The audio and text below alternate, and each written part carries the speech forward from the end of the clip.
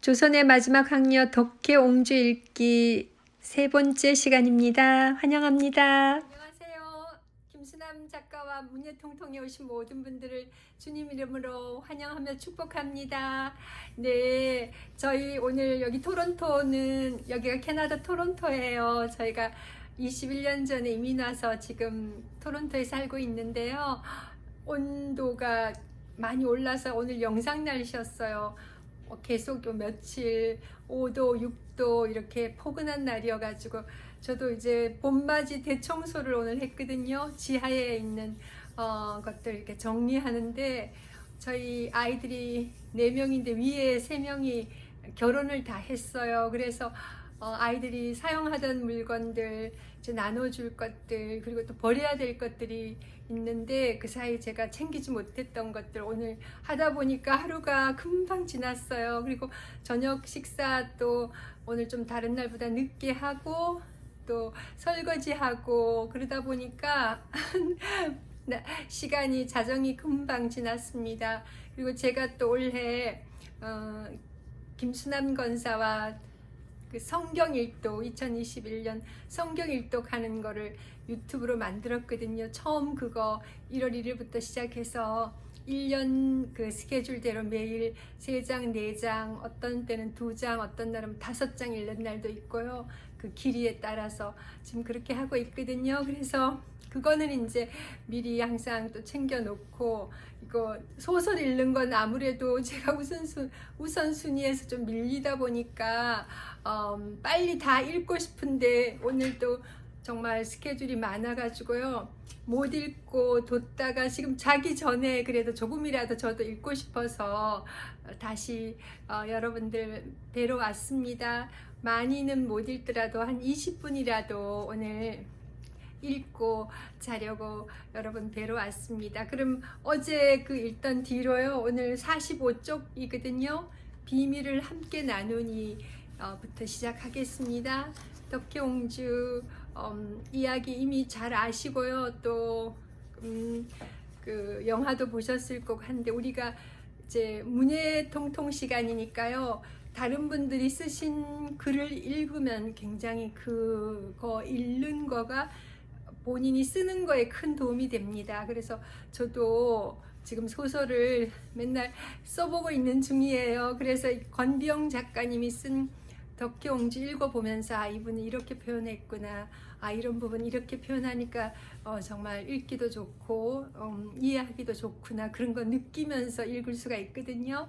네, 그래서 여러분들도 다 이렇게 글 쓰는데 관심이 계셔서 또 잘 쓰시는 분도 이미 계시고 또 아직 본인들 생각을 이렇게 어떻게 표현하시면 좋을지 이렇게 좀 궁금하기도 하셔서 오셨을 텐데요. 네, 저도 지금 이분 권비영 작가님 소설을 처음 읽고 있어가지고 그래도 우리가 아는 내용들을 이분은 어떻게 소설로 표현했는지 그리고 미처 또 몰랐던 부분도 소설 가운데서도 알 수 있고요. 이게 역사적인 그런 사실을 근거로 해서 쓴 거기 때문에 물론 소설이지만은 저희들에게 좀 더 이렇게 역사적인 부분에도 더 알 수 있는 기회도 되고요. 네, 무엇보다 우리 글쓰기에 큰 도움이 되는 읽기이기 때문에 같이 한번 오늘도 읽도록 하겠습니다. 비밀을 함께 나누니 고종은 커피 잔을 들었다. 고종은 커피 잔을 들었다. 세밀한 장미 문양이 새겨진 화려한 찻잔에 검은 액체가 출렁거렸다. 금박을 두른 가장자리, 부드럽게 물결치는 날렵한 손잡이, 작고 예쁜 장미 한 송이가 수줍은 봉오리처럼 함초롬하게 고정되어 있는 고급스런 찻잔. 그러나 김황제는 커피를 입에 대는 황제를 볼 때마다 불안했다. 진한 커피 냄새를 맡을 때마다 이상하게 머리가 어지러웠다. 저희 막내가 지금 대학교 2학년인데요. 지금 공부하다가 위에서 막 음악 들으면서 노래하고 있네요. 네, 이해해 주세요. 네. 주위를 물리고 이리와 앉으라. 고종이 시종을 바라보며 커피잔을 놓았다. 어느새 잔은 비어 있었다. 김황진은 고개를 깊이 숙였다. 오늘은 무슨 말씀을 하실지 조심스레 문 밖을 살피며 그동안 비밀리에 진행했던 일들을 떠올렸다. 어느 것 하나 뜻대로 성사된 것은 없었다. 1904년 폭풍처럼 들이닥친 러일 전쟁의 회오리는 대한제국의 꿈을 산산이 부수어 놓았다. 러시아는 일본의 역경을 이기지 못하고 전쟁에서 패했고 일본은 곧 대한제국에 대한 야욕을 드러냈다. 을사늑약의 강제 체결, 고종은 1906년 영국의 더글러스 기자에게 을사늑약의 부당함을 천명하는 국서를 비밀리에 전달했다. 열강의 공동보호를 요청한 고종의 공식 문서였다. 그러나 그것을 반기는 이는 아무도 없었다. 1, 2차 만국 평화회의가 열리는 동안 고종은 다시 한번 비밀리에 일을 꾸몄다. 각국의 특사를 파견하고 대한제국의 입장을 호소하는 한편 헤이그에 밀사를 보냈다. 그러나 평화회의 의장이었던 알렉산드르 넬리도프는 밀사들의 회의 참석을 단호하게 거절했고 얼마 뒤 그중 한 명이었던 이준이 호텔방에서 시체로 발견됐다. 단단히 쥐고 있던 고종의 끈 하나가 툭 하고 끊어졌다. 결국 그것이 황제의 두 발목을 잡았다. 7월 19일 새벽 1시 고종은 일본의 협박을 이겨내지 못하고 그들의 바람대로 황태자에게 대리 청정의 조칙을 내렸다. 내가 믿는 것은 너뿐이니. 고종의 음성은 나직했다. 김황제는 그 음성에 깔려있는 물기를 느꼈다. 고독하신 분이시다. 김황제는 머리를 조아리며 눈을 감았다. 더없이 높은 자리에서 더없이 외로우신 분, 옹주마마를 황적에 올리기 위해 기꺼이 자신을 낮추셨던 분, 그 깊고 그윽한 마음을 어찌 받아들여야 하는지 그는 항송한 마음을 가눌 수 없었다. 이제 그 아이를 데려오너라. 김황제는 황제의 말뜻을 얼른 알아차리지 못했다. 폐하 누구를 말씀하시는지. 지난번 이야기한 아이를 데려오너라. 고종의 목소리가 더욱 낮고 은밀해졌다. 네, 알겠습니다. 김황제는 주변을 살폈다. 아무도 없는 공간에서도 그들의 숨결이 느껴졌다. 비밀은 번번이 새어나갔다. 되도록 빨리 서둘러야 할 것 같구나. 이제는 아무도 믿을 수가 없노라. 고종은 창밖에 시선을 둔 채 시종을 재촉했다. 내일 아침에 아련토록 준비하겠습니다. 김황제는 서둘러 궁을 빠져나갔다. 다음날 아침 김황제는 아무도 모르게 한 소년을 입궁시켰다. 얼결에 시종의 뒤를 따르던 소년은 어리둥절한 눈으로 낯선 궁중의 풍경을 살폈다. 키가 크고 얼굴이 갸름한 아이였다. 총명해 보이는 두 눈이 다정스러웠다. 시종은 그 아이와 무관하다는 듯 뒤도 돌아보지 않고 앞서 걸었다. 소년이 그 뒤를 종종 걸음으로 쫓았다. 하원을 지날 때 꽃바람이 사르르 불었다. 꽃향기가 소년의 볼을 간질렀다. 소년은 간밤의 일을 되새기지 않을 수 없었다. 지금 앞에서 성큼성큼 걷고 있는 김황진, 그는 자신의 백부였다. 백부는 밤늦게 집을 찾아왔다. 어머니는 다른 날과 다르게 새로 장만한 옷을 조심스럽게 내밀었고 아침이 되자 영문 모를 말이 떨어졌다. 따라 나서라.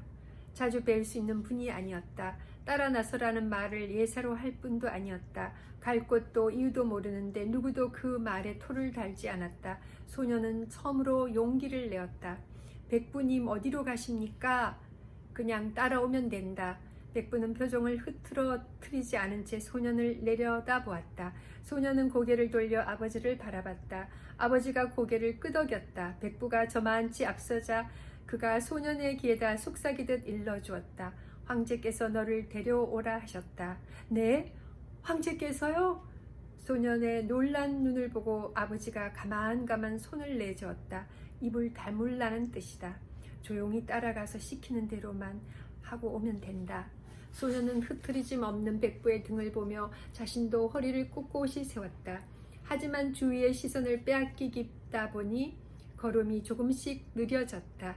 그때 무엇인가가 자신을 잡아당기는 듯해 소년은 걸음을 멈췄다. 하원의 꽃들과 전각과 용마루를 다시 한번 살펴보았다. 아름답기 그지없는 풍경이었다. 그러나 소년을 사로잡은 건 그런 것들이 아니었다. 어디선가 은은한 향내가 풍겨왔다. 진한 향기를 품은 꽃잎 한 장이 스치고 지나간 듯한 잔 향만을 남긴 채 어디론가 날아가 버린 꽃잎, 그걸 찾아 소녀는 두리번거렸다. 그때 소녀는 자신을 물끄러미 응시하는 시선과 마주쳤다. 햇살 때문이었을까? 눈이 부셨다. 동틀 무렵 들창으로 비쳐들던 햇살처럼 포근하고 무성한 잎사귀 사이로 내리꽂히던 한여름 햇살처럼 강렬한 눈빛, 시선과 시선이 짧은 순간 뒤엉켰다. 소년이 백부를 따라 기나긴 회랑을 걷는 내내 그 시선은 함께 했을 것이다. 수많은 궁녀들이 그 소녀의 주변을 보호하듯 뒤따르고 있었다. 초록색 당의 옷차림이 예사롭지 않았다. 소녀는 얼른 고개를 숙였다. 감히 바라볼 수 있는 상대가 아니라는 걸 어린 나이에도 직감했다. 소녀의 입가에 보일 듯 말 듯한 미소가 떠올랐다. 순간 소년의 호흡이 가팔라졌다.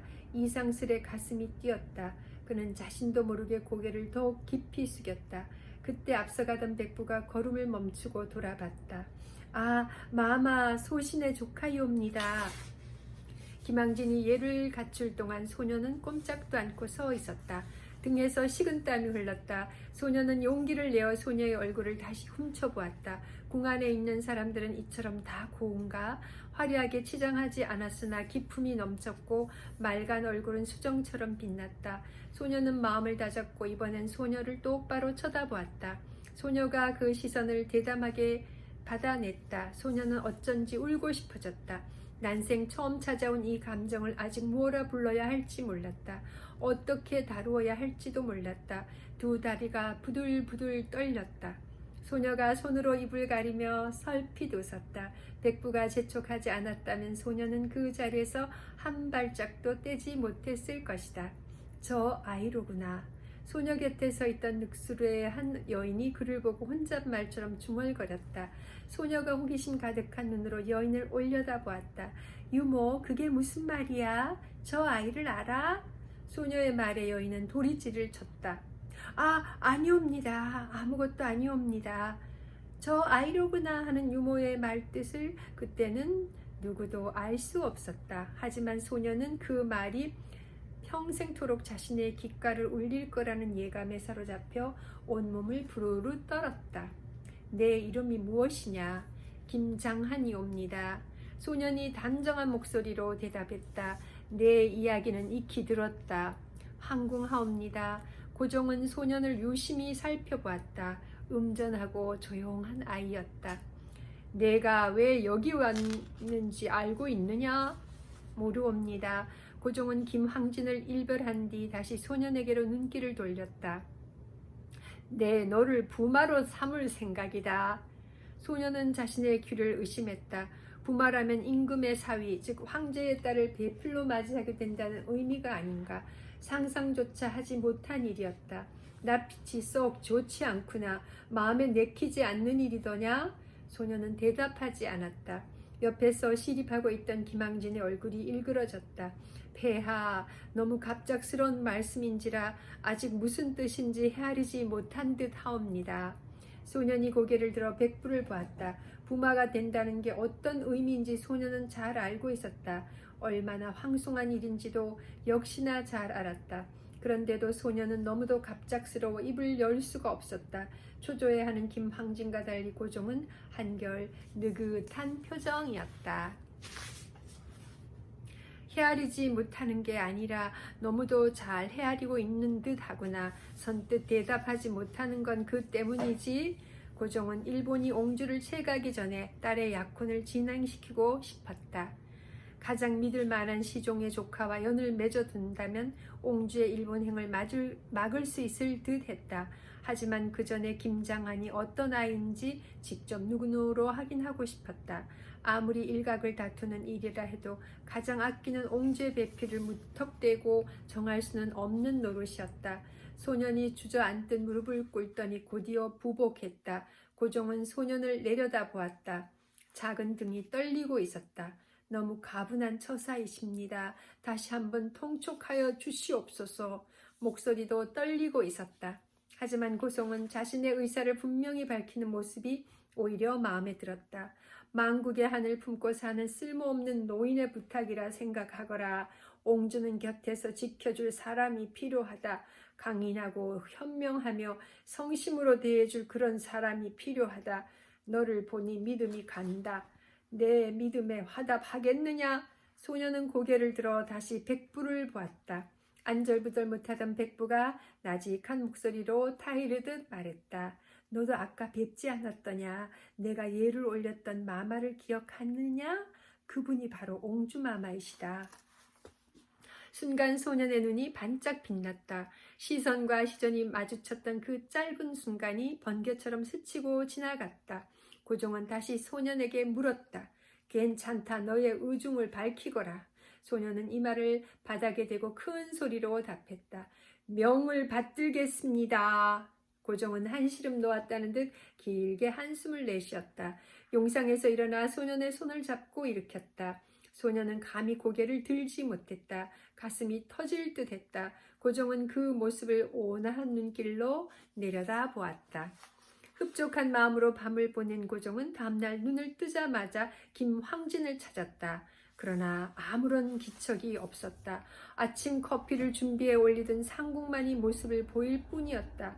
고종은 의아한 눈빛으로 상궁에게 물었다. 시종이 왜 보이지 않느냐? 단 하루도 자리를 비운 적이 없는 사람이었다. 모르는 일이옵니다. 제가 어찌. 상궁이 말꼬리를 흐리며 도망치듯 나갔다. 그러자 부르지도 않은 한 상학이 들어섰다. 고종은 일이 잘못되었음을 직감적으로 알았다. 그의 수염 끝이 바르르 떨었다. 이제부터 소신이 폐하를 모시게 되었습니다.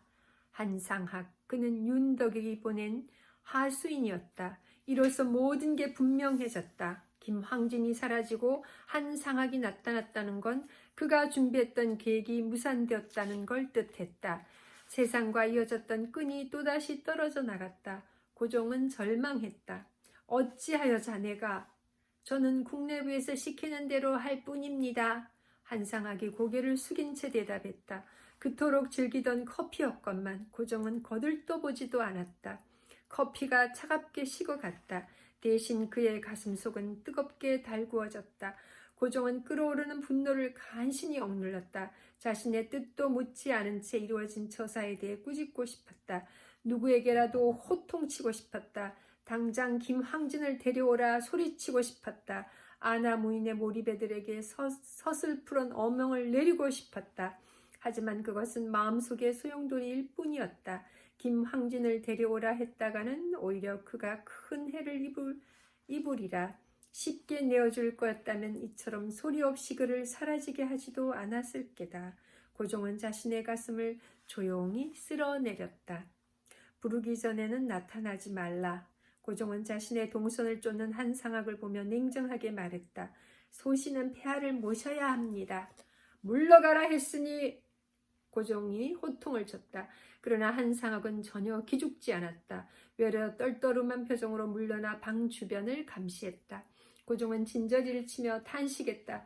저자는 도대체 누구의 백성인가? 내 어찌 이런 처지가 되었는가? 고종은 가슴을 쳤다. 그는 식어버린 커피를 쳐다봤다. 유난히 커피를 만류하던 김황진이 떠올랐다. 그가 있을 때 그의 말을 들어줄 것을. 김황진의 얼굴이 눈앞에 어른거렸다. 그것은 분명 둘만 아는 비밀이었다. 비밀을 캐는 자들이 그렇게 깊고도 날카롭게 조용하고도 민첩하게 사람을 심어놓았을 줄이야. 고종은 우리 안에 갇힌 동물처럼 답답했다. 사면이 막힌 고독한 감옥, 창살만 없을 뿐이다. 이제 내 곁에는 아무도 없구나. 적들만이 가득하구나. 충신들은 모두 자취를 감췄구나. 고종은 속 울음을 토하며 가슴을 쳤다. 충신을 지켜내지 못한 군주라는 자괴감이 그를 괴롭혔다. 그는 옹주를 떠올렸다. 옹주의 곁에는 항상 일본인들이 진을 치고 있었다. 유모도 언제 떼어내버릴지 모른다. 보모인 교구치 사답고 가정교사인 게이구치는 자꾸만 일본 것들을 가르쳤다. 총명한 옹주가 히라가나의 50분을 빨리 익혔다고 무엇이든 가르치려 들었다. 고종은 불안했다. 조선의 마지막 핏줄이 일본 세계에 점점 물들어가는 건 아닌지. 게다를 신고 하오리를 걸치고 학교에 가는 옹주의 모습은 그야말로 생경했다. 아, 이를 어찌할꼬. 고종의 마음은 바람 앞에 등불이었다. 네, 56조까지 이제 읽었고 또 그 다음 이야기 나옵니다. 폭풍이 몰려오고 있다. 57쪽입니다. 분명 악몽이었다. 형체도 알 수 없는 섬뜩한 존재가 목덜미를 세게 후리치고 갔다. 옹주는 눈을 번쩍 떴다. 온몸이 땀으로 젖어 있었다. 가슴이 불안하게 두근거렸다. 옹주는 유모를 찾았다. 곁에 지키고 앉아있던 유모가 근심 어린 눈빛으로 옹주의 얼굴을 들여다보았다. 유모의 눈에 눈물이 그렁그렁 고여 있었다. 옹주는 더럭 겁이 났다. 손을 들어 유모의 눈가를 훔쳤다. 그녀의 손끝에 미지근한 눈물이 묻어났다. 유모, 왜 울어? 무슨 일이야? 아, 아니옵니다. 유모는 고개를 돌렸다. 그녀는 소매뿌리로 눈물을 닦고 나서 옹주의 얼굴을 지그시 바라보았다. 어찌 이리 땀을 흘리시옵니까? 유모는 깨끗한 수건을 찾아 옹주의 이마에 고여있는 땀을 닦아냈다. 그 손끝이 바들바들 떨고 있었다. 무서운 꿈이라도 꾸셨습니까? 유모의 물기 묻은 음성이 무겁게 갈라졌다. 응, 너무 무서워 잠이 깼어. 말로는 설명할 수 없는 꿈이었다. 꿈속에서 무언가가 가슴을 짓누르는 듯 했다. 숨을 쉬기도 어려웠다. 이러다 영영 숨을 못 쉬는 게 아닌가 싶어 두려웠다. 버릇처럼 아바마마를 찾았다. 아바마마, 아바마마. 그러나 대답은 없었다. 옹주는 어둡고 축축한 곳을 헤매다가 갈 곳을 몰라 그 자리에 주저앉았다. 울음을 터뜨렸지만 눈물은 나오지 않았다. 소리조차 지를 수 없었다. 울음소리를 듣는다면 아바마마께서 달려오실 텐데 이런 생각을 하다 다시 무언가에 쫓겼다. 그러다 눈을 떴다. 유모는 옹주의 땀을 닦는 수건으로 다시 자신의 눈자위를 훔쳤다. 옹주는 재차 물었다. 유모, 왜 울고 있어? 유모는 대답할 듯 말 듯 입술을 달싹거리기만 했다. 기운이 불길했다. 방 안에 고인 공기가 여느 때와는 사뭇 달랐다. 무겁고 눅눅했다. 사위는 고요했다. 방금 폭풍이 지나간 듯 황량한 정적이었다. 옹주는 유모를 채근했다. 언제부터 방에 들어와 있었어? 몸이 차가운 걸 보니 방금 들어왔나 봐. 무슨 일이 있는 거야? 응? 마마. 유모는 갈라진 음성을 가다듬으며 입을 뗐지만 더는 말을 잇지 못했다. 나무를 핥히는 겨울바람 소리가 메웠다. 옹주와 유모 모두 창밖을 바라보았다. 하늘은 시리도록 푸르렀다. 마마, 황제께서. 옹주는 아바마마른 말에 눈을 크게 뜨고 걱정스러운 표정을 지었다. 꿈에서 내가 그리 찾았는데 아바마마를 뵐 수 없었어. 옥체 미령하신 거지? 그것이 차마 고종의 건강이 좋지 않다는 소문은 이미 오래전에 퍼졌다. 일본으로부터 자작지위를 받은 이완용과 이기용이 늘 고종의 주변을 감시하고 있었고 그때를 같이 해 건강에 대한 소문은 날이 갈수록 무성해졌다. 옹주는 스스로 달래듯 중얼거렸다. 어젯밤 늦게까지 아바마마 곁에 있다 왔어. 밤새 무슨 일이 있을 리 없지. 옹주는 애써 표정을 바꾸어 차분한 음성으로 말했다. 유모는 그 모습을 애끓는 표정으로 지켜보았다. 짐작하신 바가 있는 것이다. 어찌 그러시지 않을까? 핏줄이 아니던가. 그것이 유모는 같은 말만 되뇌었다. 그런데 꿈이 이상해. 깜깜한 밤에 폭풍이 휘몰아쳐서 모든 게 다 사라져 버렸어. 옹주가 꿈을 떠올리며 우울한 표정을 지어 보였다. 유모는 몸을 떨렸다. 답을 구하듯 자신의 눈을 들여다보는 옹주에게 무슨 말을 해야 할지 몰랐다. 지금 뭐라 하셨습니까? 모든 것이 다 사라져 버렸다고. 그 말에 유모가 기어코 몸을 흐트러뜨렸다. 마마, 황제께서 승하셨사옵니다. 마마. 옹주는 자신의 귀를 의심했다. 뭐라고? 어젯밤 늦게까지 아바마마 곁에 있었는데 자유롭게 나를 업어주시기까지 했는데 지금 뭐라 했어? 나를 놀리는 거야? 마마, 항공하옵니다. 인정할 수 없었다. 거짓말이라고 하면 다 용서해 줄게. 응, 유모? 그렇기만 하다면 웃을 수도 있을 것 같았다. 그러나 자신 앞에서 통곡하는 유모를 보며 옹주는 천길지하로 떨어져 내렸다. 아바마마께서 승하하셨다고? 옹주는 멍한 시선으로 유모를 바라봤다. 그 말을 듣는 순간 호흡도 눈동자 움직임도 모두 멈춰버렸다. 얼굴이 새하얗게 질렸다. 무슨 말이야, 유모? 그것이 정녕 무슨 말이야? 옹주의 목소리가 바람 앞에 촛불처럼 심하게 흔들렸다. 마마, 이 일을 어찌하옵니까? 유모가 옹주의 창백한 얼굴을 바라보며 통곡하기 시작했다. 그럴 일이 없어. 내가 직접 보아야겠어. 그러나 옹주는 몸을 일으키다가 서너 걸음도 옮기지 못한 채 그 자리에 주저앉았다. 곧 고종은 전날 저녁에 감주를 들었다 했다. 일본인들이 나인을 매수하여 독을 탔다는 말이 궁 안에 떠돌았다. 옹주는 넋을 잃은 듯 앉아 있었다. 유모는 옹주를 감싸 안았다. 탈진한 듯 주저앉아 있는 그녀를 일으켜 세우며 울음을 삼켰다. 그러나 옹주는 아무것도 느끼지 못했다. 그럴 수는 없다. 지난밤 내 눈으로 똑똑히 보지 않았던가. 아바마마는 그 판으로 돌아가실 뿐이 아니다. 옹주는 입을 앙 다물었다. 이건 독살이야. 칼날처럼 섬뜩한 말이었다. 낮고 조용한 목소리와 확신이 서려 있었다. 마마, 그런 말씀 하시면 아니 되옵니다. 심중으로는 확실하다 하나 소리내어 발설할 수는 없었다. 입을 다물어야 했다. 마음을 드러내서는 안 되는 일이었다. 유모는 내가 어젯밤 늦게까지 아바마마랑 함께 있었던 걸 모르는가? 아옵니다. 그런데 왜 이런 일이? 옹주는 눈물을 훔쳐내며 혼잣말처럼 중얼거렸다.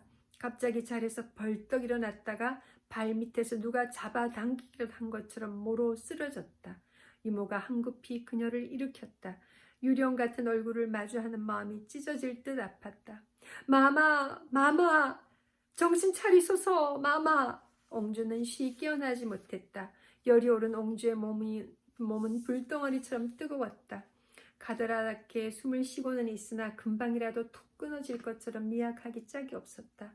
마마, 견뎌야 하옵니다. 살아야 하옵니다. 그것이 바로 붕어하신 선왕의 뜻일 것이옵니다. 유모의 음성이 그녀의 귓가에서 웅웅거렸다. 먼 곳에서 들려오는 것처럼 아련했다. 견뎌야 한다. 살아야 한다. 맞는 말이다. 그러나 그것도 다 아바마마가 살아 계실 동안에나 가치 있는 게 아니던가. 아바마마를 위해 살고 잃어버린 나라를 위해 살고. 그런데 이제 그게 다 무슨 소용이란 말인가. 옹주는 정신이 까무룩 잦아드는 걸 느꼈다. 이대로 눈을 감으면 영영 다시는 깨어나지 못하리라. 유모는 품에 앉은 옹주를 힘껏 흔들었다. 다시 옹주가 눈을 떴다. 그러나 그 눈빛은 아무것도 담고 있지 않았다. 옹주는 소리 없이 울었다. 눈물만 흘렸다. 볼을 타고 쉴 새 없이 흐르는 눈물이 유모의 옷자락을 적셨다. 아직도 아무 말도 하지 마시옵소서. 유모는 주문처럼 그 말을 읊조리며 옹주의 작은 등을 계속 쓰다듬었다. 고종의 승하 원인에 대한 의문은 풀리지 않았다. 급보를 듣고 순종이 달려갔을 때 이미 전이 안상호와 총독부 의원 모리아스 박사가 고기를 젓고 있었다고 했다. 의친왕 이진욕, 민영휘 등의 근친과 자작들이 별실에 대기하고 있었다. 고종의 유혈과 흑자세계로 변했다는 이야기가 궁궐 안을 바람처럼 떠돌아다녔다. 그러나 일본인 어인은 고종의 공식적 사인을 레일혈이라고 발표했다. 수락관의 궁녀들이 흔적도 없이 사라졌다는 소문이 흘러나왔지만 진실은 아무도 알 수 없었다. 범인으로 장시국장 한창수와 새로운 시종관 한상학, 윤덕영이 거론됐다. 하지만 그뿐이었다. 힘없는 나라의 백성들은 그저 바람처럼 떠도는 소문에 말을 보탤 뿐이었다. 낭중지침이라 했던가 했는데 밤새 눈물을 쏟고 나서 옹주는 그렇게 중얼거렸다. 궁안이 뒤숭숭한 가운데 1월 27일 대훈휘 이태왕 홍거에 대하여 특히 국장을 행한다는 칙령을 따라 고장의 국장을 관장하는 장의계 사무소가 동경궁성 안의 내각에 설치됐다. 조선의 의례서인 상례 보편의 재반 절차를 따르다가 갑자기 1월 27일에 일본식 제례를 따르게 한 것은 누구도 이해할 수 없는 처사였다. 저승으로 가시는 길조차 일본식을 따라야 하는구나. 사람들은 장례의식조차 일본식으로 치러야 하는 고종의 죽음을 한탄했다. 고종의 승하 소식이 전해지자 백성들의 조문과 통곡이 대한문 밖에서 이어졌다. 온 나라가 눈물바다가 된 가운데 24일 영춘왕이 귀국했고 25일 밤엔 제궁, 왕비, 세자빈의 관을 일컬음이 함령전으로 들어갔다. 이왕직 고등관 및 황실 친족 귀족들은 전통 상복 혹은 양장 예복으로 갈아입고 성복제를 치렀다. 그렇게 일이 진행되는 동안에도 어린 옹주는 인형처럼 아무런 말이 없었다. 2월 9일 순일본식 제의로 국장을 행한다는 봉고제가 진행됐다. 네로라 하는 인사들이 봉고제에 참석했다. 제관장은 이토 히로쿤이었다. 기족대포 윤태경 후자, 민영희 자작, 야마가타 이사부로 정무총감 등도 참석했다. 일본식으로 제의를 차려입은 사람들이 경운궁 안에 득식을 거렸다. 이제 우리 마마 가여워서 어찌할꼬. 유모가 훌쩍거렸다. 옹주는 아무 말도 하지 않았다. 낭중지침이라 하였어. 단호하게 그 말을 되풀이해 외치는 옹주의 눈에 꾹꾹 눌러 담은 분노가 가득했다. 백성들의 분노도 하늘을 찌르듯 했다. 참다 터지는 분노는 아무도 걷잡을 수 없었다. 갑수는 혁대를 잔뜩 졸라맸다. 일병에 충성했던 시간을 떠올렸다. 그들의 말이라면 어미의 머리채라도 잘 나올 만큼 물불을 가리지 않았던 날들. 자네는 도무지 조센진 같지 않아. 하하하. 조롱이라도 좋았다. 그는 시바스키의 말을 믿기로 했다. 그래야 불안을 쫓을 수 있었다. 하지만 견딜 수 있는 날은 거기까지였다. 고종이 비망 행사하고 난 후 백성들은 날짐승처럼 사나워졌다. 순사의 으름장도 통하지 않았다. 순사를 때려 죽여 암매장한 사건도 발생했다. 갑수는 밤에 잠을 이룰 수가 없었다. 공포감이 전신을 엄습했다. 처음 경험하는 두려움이었다. 이제 이곳을 떠나지 않으면 언제 죽임을 당할지 알 수 없다. 갑수는 허리춤에 찬 전대를 단단히 조였다. 일본으로 가리라. 그동안 갖은 멸시를 받아가며 모은 돈은 일본에서 자리 잡는데 제법 요긴할 것이다. 일본으로 밀항하는 일은 아무에게도 알리지 않았다. 미안하고 염치 없었지만 동생에게조차 비밀이었다. 나라야 어찌됐건 나는 살아야 한다. 갑수는 그 말을 수없이 되뇌었다.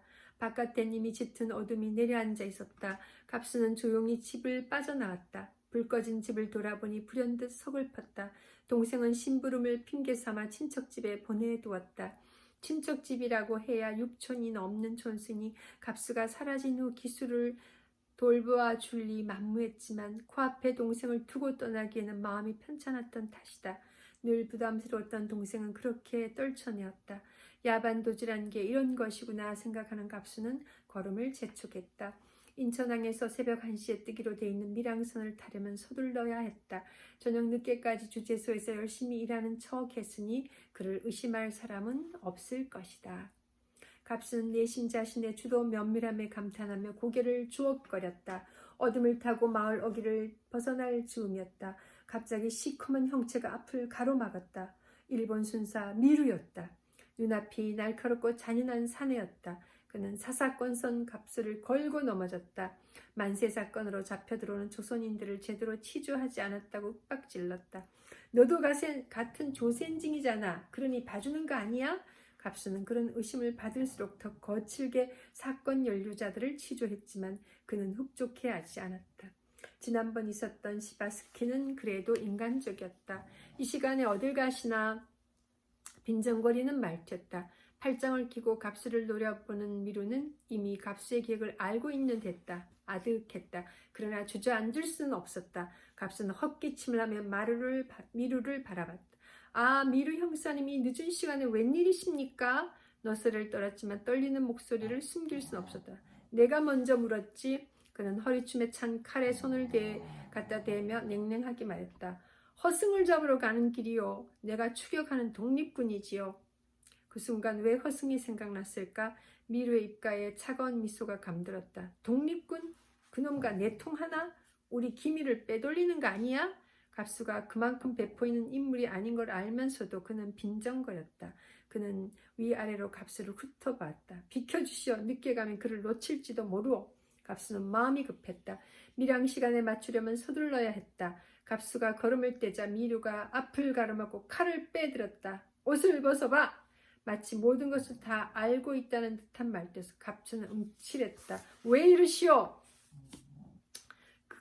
그가 당차게 소리, 잔소리 말고 빨리 벗어. 그의 음성은 낮고 차가웠다. 칼끝이 섬뜩한 빛을 내뿜었다. 갑수는 한 발 뒤로 물러섰다. 잠시 생각할 시간을 벌기 위해서다. 미류가 칼끝으로 허리춤을 축축 찔렀다. 빨리 벗어. 따가여로. 칼끝에 옷이 조금 베어졌다. 허리에 감은 전대를 들키는 건 시간 문제였다. 이중첩자로 오신박이 딱 좋은 상황이었다. 갑수는 인생이 여기서 끝나는구나 싶었다. 바로 그때였다. 어둠을 가르며 날아온 빛이 미루의 등 뒤에 꽂혔다. 그가 힘없이 쓰러졌다. 바로 그때였다. 얼음을 가르며 날아온 빛이 미루의 등 뒤에 꽂혔다. 그가 힘없이 쓰러졌다. 날카로운 단도였다. 총소리가 이어졌다. 갑수는 본능적으로 몸을 움츠리고 주위를 살폈다. 서너 명의 사내들이 저만치에서 총을 쏘며 몰려오고 있었다. 만세 사건의 잔류 세력들인 것이다. 그들이 난사한 총알이 갑수의 어깨를 간통했다. 한 손으로 어깨를 감싸고 다른 손으로는 총을 꺼내들었다. 통증 때문에 절로 입이 앙다물어졌다. 탕탕. 얼음을 가르는 총소리가 섬뜩했다. 갑수도 질세라 총을 쏘았다. 뛰어오던 한 명이 꼬꾸라졌다. 그 모습이 어둠 속에서 선명하게 떠올랐다. 미루에게서 갑수를 살려준 그들이 원하는 건 다름 아닌 갑수의 목숨이었다. 일본 경찰의 앞잡이를 자신들의 손으로 처단하고 싶은 것이다. 갑수는 죽을 힘을 다해 산으로 뛰었다. 나는 살아야 한다. 세상이 다 사라져도 나는 살아야 한다. 갑수는 그 말을 주문처럼 외우며 어둠 속으로 숨어들었다. 눈물 때문에 세상이 뽀얗게 흐려졌다. 그로부터 며칠간 갑수는 산속에서 꼼짝하지 않았다. 어려서부터 산을 헤집고 돌아다닌 것이 그의 목숨을 살렸다. 약초를 찾아 찧어 바르고 칡으로 허기를 달래며 이를 악물었다. 나는 살아야 해. 그것 외에는 아무것도 생각나지 않았다. 고종의 국장을 계기로 독립운동이 전국을 뜨겁게 휩쓸 때 갑수는 미꾸라지처럼 산을 빠져나와 어디론가 사라졌다. 오늘 69쪽까지 읽었습니다. 좀 더 읽고 싶은데 제가 오늘 너무 늦게 읽어가지고요. 내일 70쪽 10년부터 읽겠습니다. 보통 때는 이거 한 저녁에 다 읽을 텐데 제가 집안일 하면서 좀 또 다른 스케줄도 있다 보니까 생각만큼 많이 못 읽었는데요. 오늘은 요 정도 읽고 내일 시간 날 때 좀 더 많이 읽도록 하겠습니다. 오늘은 69쪽까지 읽었고요. 내일 70쪽 10년부터 읽도록 하겠습니다. 네, 오늘 또 저희가 덕혜옹주 읽으면서 또 만나뵈어서 너무 반갑고요. 오늘 또 좋은 하루 되세요. 한국은 지금 한낮이고 오후일 텐데 저희는 여기 이제 수요일 날 새벽이 새날이 이제 시작됐거든요. 예, 그래서 또 자고 내일 낮에 시간 될 때 저 빨리 이거 다 읽고 싶으니까요. 내일 읽는 분량 또 같이 뵙도록 하겠습니다. 네, 감사합니다. 좋은 하루 되세요.